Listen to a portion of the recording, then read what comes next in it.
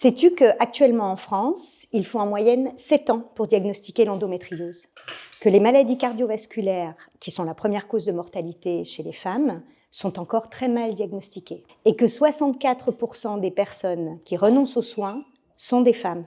Alors oui, les inégalités, elles existent bien, mais ce n'est pas une fatalité. Alors pourquoi cette situation? Parce que la médecine a été d'abord conçue par des hommes et pour des hommes. Et que ces inégalités, elles sont le fruit de choix politiques, scientifiques et sociaux. Alors oui, les inégalités de santé, elles sont d'abord politiques. Et c'est pour ça qu'ensemble, on peut les changer. Et si les soignants étaient formés à une médecine genrée, qui prend en compte les spécificités féminines?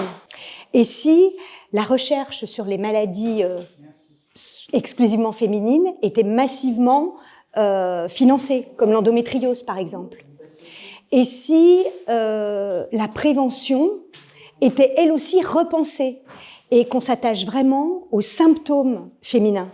Et si on luttait vraiment contre la précarité avec la mise à disposition gratuite de protection hygiénique pour toutes, avec la mise en place d'un congé menstruel sur prescription, comme on l'a fait chez nous d'ailleurs, et s'il y avait vraiment des passerelles entre la médecine de ville, les hôpitaux, les services sociaux, pour qu'aucune femme ne reste sans solution.